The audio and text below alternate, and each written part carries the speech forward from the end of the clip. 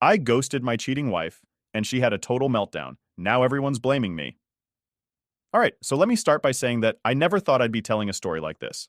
I mean, I've seen people post stuff about their lives going sideways, but it's wild when it happens to you. Anyway, here it goes. My name's Matt, I'm 34, and at the time this all went down, I'd been married to Claire for just shy of 10 years. If you asked me back then, I would have said our marriage was solid. Like, we had the usual ups and downs, but who doesn't, right? So here's where it gets crazy. I was on a work trip, supposed to come back home on a Friday, but our meetings wrapped up early, so I figured I'd surprise Claire by coming back a day ahead of schedule. Seemed like a sweet idea, right? I didn't call her or anything because I thought it'd be cool to just show up and maybe grab dinner together, spend some time after being away. Normal stuff. Anyway, I'm driving back, and about 20 miles from home, I realized I was running on fumes. The last thing I needed was to get stuck on the side of the road, so I took the next exit and stopped to fill up. Now, here's where things start to go sideways. As I'm pulling out of the gas station, I spot this car that looks exactly like Claire's. I mean, the same model, color, even the license plate looked familiar, but it's like a couple miles from our house. Weird, right? My first thought was, what's she doing over here? Because this area wasn't anywhere close to the grocery store she usually goes to, or anywhere she'd normally be. I didn't want to jump to conclusions, so I figured maybe she had some errand to run she hadn't mentioned earlier. No big deal, but still it felt a little off, so I called her. She picks up after a few rings, and I swear, she sounded a little out of breath. Nothing too crazy, but when something just feels wrong, like you can hear it in someone's voice? She goes, "Hey, I was just about to call you." She says she's running some errands, nothing special. But her voice, I don't know, man, something was off. I asked her where she was, and she hesitated for a second like she didn't expect me to ask. That was red flag number one. Then she tells me she's heading to the grocery store near our place. But here's the thing, she's not heading toward our place. I saw her car go in the opposite direction just a few minutes earlier. I didn't call her out on it right then and there. I mean, part of me was thinking maybe I was being paranoid, and the other part of me was curious to see where this was going. So I told her, "Cool, I'll meet you at the store. Maybe we can grab dinner afterward?" She hesitates again, like she's processing what I just said. Then she goes, "Sure, that sounds great." But you could hear it in her voice. She wasn't expecting me to say that. I'm not gonna lie. My stomach was doing flips at this point. The more I thought about it, the more things started to click together in my head. Why was she acting weird? Why did she lie about where she was going? And why did she sound so damn nervous when I called? But I played it cool. I told her I was only a few minutes away, even though I knew she was probably speeding to beat me to the store. I figured I'd test her, see if she'd try to cover it up. Sure enough, as soon as we hung up, I saw her car fly past me in the opposite direction. She had to be going at least 90, trying to get to the store before I showed up. I guess she thought if she got there first, she could make it seem like she was just running errands, like she said. I took my time, though. I wasn't in a rush. I pulled into the parking lot, and there she was, standing outside the store, adjusting her clothes and fixing her hair in the side mirror of her car. She didn't see me at first, so I just watched her for a second. It was weird, like she was trying to pull herself together before I got there. I finally pulled up, and she immediately walked over to me, all smiles, acting like nothing was wrong. She suggested we just grab some groceries and head home instead of going out, which was fine by me. But the whole time, I couldn't stop thinking about how sketchy she was acting. Like, why did she lie? Why was she out of breath when I called? And why was she so jumpy? Anyway, we go inside, and the first thing she says is she needs to use the bathroom. Okay, whatever, people need to use the bathroom, but here's where it gets weird. She disappears into the restroom for like 15 minutes. I'm standing there waiting, and I could hear the sink running the whole time. It doesn't take 15 minutes to wash your hands. I didn't say anything, but I was getting more and more suspicious. I had that gut feeling something was off, but I didn't have any hard proof yet. When she finally came out, she looked a little flustered, but she just smiled and said, "Sorry, I had to do a number two." Now, I don't want to get too graphic, but I know when someone's lying. I didn't hear any of the usual bathroom sounds, if you get what I'm saying. I think she was in there cleaning up after doing something. I don't know what, but it wasn't what she was telling me. We finished shopping, got some pre-made food, and headed home. I didn't push her on anything at that point. I figured I'd wait and see if she slipped up again. But that whole night, I couldn't shake the feeling that something was going on behind my back. She went to bed like nothing happened, but I stayed up, wide awake, just replaying everything in my head. It was like everything was normal on the outside. But inside, I knew our marriage wasn't what I thought it was. You know when you can't put your finger on something but you just know? That's where I was at. I couldn't sleep, couldn't think about anything else. I had no idea just how deep it was going to go, but I knew that was the moment things changed. All right, so after that weird night at the grocery store, I couldn't shake the feeling that something was seriously wrong. You know how people say to trust your gut? Well, mine was screaming at me, but I still wasn't sure what I was dealing with. Was she cheating? Was she hiding something else? I didn't know yet, but I was going to find out. A few days went by and I tried to act normal. I didn't want to tip her off that I was suspicious. Meanwhile, Claire was just going about her life like nothing happened, like everything was fine. But I started noticing more and more little things that didn't sit right with me. For starters, her phone. I know it's not cool to snoop, but she was always on it, constantly texting someone. Every time I asked who it was, she'd say it was just work or some friend from her book club. Now, maybe that's true, but it's like she was glued to the damn thing, and she never used to be like that. It wasn't just the texting either. It was the way she'd lock her phone immediately after reading a message, like she didn't want me to see what she was talking about. That's what really got me. If everything was normal, why was she being so secretive? So one day while she was in the shower, I decided to take a quick look. I'm not proud of it, but I had to know what was going on. The thing is, she was smart. She didn't leave anything suspicious on her phone. No weird texts, no pictures, nothing. Either she was really careful, or she was using some other method to keep things hidden. It almost made me feel crazy, like I was imagining everything, but my gut wouldn't let it go. Then came the late nights. Now Claire's job sometimes required her to stay late, especially around deadlines, so it wasn't out of the ordinary for her to work late every now and then. But suddenly, it was happening more often.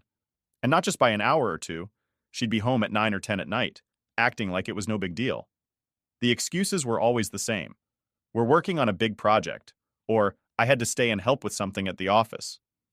But the timing was just too convenient. One night, she told me she'd be working late again and I couldn't take it anymore. I decided to do something about it. Instead of sitting at home wondering where she was, I drove to her office. I didn't want to jump to conclusions, but if she was telling the truth, then no harm done, right? Well, when I got there, her car wasn't in the parking lot. I drove around the block a few times, waiting to see if maybe she had parked somewhere else or was running late. But nope, no sign of her. Now here's where things started clicking into place for me. Remember that neighborhood where I saw her car the other week? I decided to take a detour and drive by just to see if she was there. And what do you know? As I'm cruising down that same street, there's her car, parked in front of the same house. The same damn house with the same pickup truck in the driveway. I felt my blood boiling, but I didn't do anything rash. I parked a little way down the street, out of sight, and just sat there. I didn't know what I was waiting for, but I had to see something. I needed proof that I wasn't going crazy. After about 30 minutes of sitting in my car, I saw the front door of the house open. Out walks Claire with that guy, Nick, who I later found out was her coworker. They were laughing, talking like they didn't have a care in the world. That's when it hit me. She wasn't just working late. She was spending her extra hours with this guy. I didn't confront her right then and there because honestly, I wasn't ready. I needed to process what I'd just seen. So instead, I pulled out my phone and snapped a few pictures of her car in the driveway and them talking in front of the house. I figured I'd need them later, just in case she tried to deny anything. I drove back home, my head spinning. I didn't know what to do next. Part of me wanted to just pack up and leave, but another part of me wanted more information before I made any big moves. I wasn't the kind of guy to throw away almost a decade of marriage without knowing exactly what was going on. The next day, I didn't say anything to her. I acted like everything was fine. We had dinner together, talked about our days, the usual stuff. But I was watching her closely, trying to figure out if she'd slip up or give me any clues about where she'd really been the night before. She didn't. Claire was a good liar. I'll give her that. She didn't flinch or hesitate when she told me about her late night at work. She even said they ordered pizza for dinner at the office. It would have been convincing if I hadn't known the truth. Over the next few days, I kept an eye on her, trying to catch more evidence of what was going on. Every time she said she was working late, I'd drive by that same house, and every time, there she was, parked out front. I didn't see Nick again, but I didn't need to. I already knew what was happening. At this point, I was just biding my time. I needed to figure out my next move, but I couldn't rush it. I didn't want to make a scene without being fully prepared, so I kept gathering my evidence, waiting for the right moment to confront her. And the lies kept piling up. Claire would tell me she was at work, that she was stuck in traffic, that she had a late meeting, and all the while, I knew exactly where she was and what she was doing. But she didn't know that I knew. I started distancing myself from her without making it too obvious. I didn't want her to suspect anything yet. If she thought everything was normal, she'd keep making mistakes, and I needed her to slip up. At the same time, I was preparing myself for what was coming next. I knew I couldn't keep this up forever. Eventually, I'd have to confront her, but I wanted to make sure I had everything in place before I did. I wasn't sure how she'd react. Would she come clean? Would she lie again? I didn't know, but I was ready for whatever was coming. All I knew was that our marriage wasn't what I thought it was, and once I laid everything out on the table, there'd be no going back. All right, so things had been pretty tense for a while, and I knew I couldn't keep pretending everything was fine. I had enough proof that Claire was cheating, but I wasn't sure how I wanted to approach it. Part of me wanted to confront her the second I saw her with Nick outside that house, but another part of me wanted to be smart about it. I didn't want her to twist the situation and make me seem like the bad guy, you know? I needed everything to be laid out so she couldn't weasel her way out of it. One night, about a week after I saw her at Nick's house, she came home late again. She walked in like nothing was wrong, smiling and asking me how my day was. I played along, told her my day was fine, and asked how hers went. She gave me the same excuse as before: late night at work, lots of projects piling up. But this time, I couldn't hold it in anymore. I stared at her for a second, and then I just said, "Are you really going to keep lying to my face like that?" She looked at me, confused. Or at least she pretended to be confused. "What do you mean?" she asked, acting all innocent. That just made me even more pissed off. "I know about Nick," I said, keeping my voice as calm as possible. I wasn't about to give her the satisfaction of seeing me lose my cool. "I've seen you with him, Claire. I know what's been going on." For a split second, I saw a flash of panic in her eyes, but she covered it up quickly. "Nick? What are you talking about?" She was still trying to play dumb, but I wasn't falling for it. "I've seen you at his house, multiple times. You told me you were working late, but you were with him." I didn't even need to go into the details yet, but I wanted to see if she'd try to lie her way out of it. She stood there, staring at me, probably trying to figure out what to say next. "It's not what you think," she finally said, which made me want to laugh. That's always the first thing they say when they get caught, right? "We're just friends. He's going through a rough time, and I've been helping him out." I raised an eyebrow. "Helping him out? At his house? Late at night? Claire, do you hear yourself right now? You're not fooling anyone." She started getting defensive at that point, like she thought maybe if she got angry, I'd back off. "You've been spying on me? Following me? That's insane, Matt. You're being paranoid." I didn't let her distract me. "I'm not being paranoid, Claire. I saw you two. I know you've been lying to me for weeks." There was a long silence after that. I could see her wheels turning, trying to figure out if there was any way to dig herself out of this hole, but she knew I had her. There was no way out. So she changed tactics. She switched from defensive to upset, tears welling up in her eyes. "Okay, fine," she said, her voice shaky. "I screwed up, all right? But it wasn't serious. It didn't mean anything." I just stood there staring at her. I wasn't buying it. "It didn't mean anything? Claire, you've been sneaking around with this guy for weeks, lying to me every time you walk through that door. You think that doesn't mean anything?" She started crying for real then, and I could feel the frustration boiling inside me. I wanted to yell, to scream at her for what she'd done, but I held it together. Instead, I took a deep breath and said, "Why, Claire? Why did you do it?" She wiped her eyes and looked at me, like she didn't know how to answer that. "I don't know," she whispered. "It just happened." "Things don't just happen," I snapped. "You made a choice, Claire. You chose to cheat on me." She didn't respond right away. She just stood there, sobbing quietly. I couldn't tell if she was crying because she was actually sorry or because she got caught. Honestly, I didn't care anymore. "I didn't mean to hurt you," she said, her voice breaking. "But you did," I shot back. "You hurt me, Claire. You betrayed me. Do you even understand what you've done?" She nodded, but I wasn't sure if she really did. I mean, how could she? How could someone who's supposed to love you just throw everything away like that? "I'll end it," she said suddenly. "I'll end it with Nick. We can fix this, Matt. Please, we can work through it." I shook my head. "It's too late for that." She looked at me, desperation in her eyes. "No, it's not. We can go to counseling. We can talk this through. I love you, Matt. I do." I didn't believe her. How could I? She'd been lying to me for weeks, maybe even months. Whatever love we had, she killed it the moment she decided to be with someone else. "I don't think you do," I said, my voice cold. "If you really loved me, you wouldn't have done this." "I made a mistake," she pleaded. "Please give me a chance to make it right." I stood there, staring at her, And for the first time in a long time, I felt nothing. No anger, no sadness, no love. Just nothing. I can't do this anymore, I said, finally breaking the silence. I'm done. She froze. What do you mean? You can't just leave. I'm done, Claire, I interrupted. I don't want to be in this marriage anymore. I can't trust you, and without trust, there's nothing left. She started crying harder, trying to grab my arm, but I pulled away. Please, Matt, don't do this. We can fix it, I swear. But I wasn't listening anymore. My mind was made up. There was no fixing this. You can't come back from something like this. I'll pack my things tomorrow, I said quietly. We'll figure out the rest later. And just like that, I walked away. I didn't raise my voice, didn't slam the door, didn't do anything dramatic. I just walked out, and in that moment, I felt more at peace than I had in weeks. Claire called my name as I left, but I didn't look back. That was it. There was no going back now. After I walked out that night, things got real quiet. It was like the calm after a storm, but not in a peaceful way. More like when you're standing there, looking around at the mess that just happened, and you know you've got to deal with the cleanup. That's exactly what it felt like. I didn't go far that first night.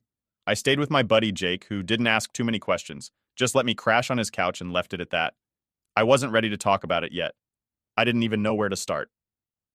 The next morning, I went back to the house. I didn't want to drag things out, and I definitely didn't want to be there when Claire was. The last thing I needed was another round of her crying and begging me to stay. So I got there early, packed up some clothes, my laptop, and a few things I knew I'd need for the next few weeks. It felt weird, packing up my life like that, but I didn't want to stay in that house any longer than I had to. Every corner of it felt tainted now. As I was packing, my phone started blowing up. Claire had figured out I wasn't coming back, and she wasn't happy about it. I didn't even read most of the messages. A few were her saying how sorry she was, that we could work through this if I just gave her a chance. Then the next few were angry, like she was pissed that I'd actually walked out. It was like she couldn't believe I'd go through with it. I blocked her number. It wasn't because I didn't want to hear from her at all. It was more that I needed some space to think. I needed to breathe without her constant messages pulling me back into the mess. I wasn't sure what I was going to do yet, but I knew I couldn't stay in contact with her while I figured it out. After I blocked her, things got quiet again. The silence was kind of eerie, but it was also what I needed. Jake wasn't asking me a bunch of questions, and I wasn't in a rush to explain. I didn't want to sound like one of those guys who airs all their dirty laundry. At the same time, I couldn't shake this feeling like I'd been thrown into a whole new life without any warning. I'd been with Claire for nearly a decade. We had routines, habits, little inside jokes that came from being together that long. And now, all of that was gone. It's weird how fast things change when you least expect it. You think you know what your life is, and then it's like the floor just drops out from under you. For the next few days, I laid low. I didn't tell many people what happened. I wasn't ready to deal with all the questions, and honestly, I didn't know how to explain it without feeling embarrassed. My family didn't know yet, and I wasn't sure how to bring it up. What do you even say? Hey, Mom, Dad, Claire's been cheating on me, and I walked out? It just felt too raw, and I wasn't ready to have that conversation. But Claire wasn't making things easy. Since I blocked her, she started reaching out to people we knew, our mutual friends, my family, even some of my coworkers. She was trying to find out where I was staying, trying to get them to talk me into meeting with her. She told them she needed closure or whatever. I don't know. That's when things started getting messy. Her friends began calling me, telling me how devastated she was, how she couldn't stop crying, how she was a wreck. They wanted me to meet up with her just so she could explain everything. I don't know what there was to explain. She cheated, I found out, and I left. End of story, right? But apparently that wasn't good enough for her. Her older sister Beth even called me, which was wild because Beth and I barely ever talked. She acted like this was all just some big misunderstanding and that I should give Claire a chance to explain herself. I wasn't having any of it, though. I told Beth straight up. She cheated on me. What's there to explain? She didn't have much to say after that. It didn't stop there, though. Claire's parents, who I'd always gotten along with, started reaching out too. They were shocked, obviously, and couldn't believe what was happening. But instead of supporting me, they sided with her. They tried to guilt trip me, saying things like, "You know she loves you, and maybe you're overreacting." Overreacting? How was I supposed to react to being lied to and betrayed for weeks, maybe longer? That's when it hit me. No one really knew what was going on except me.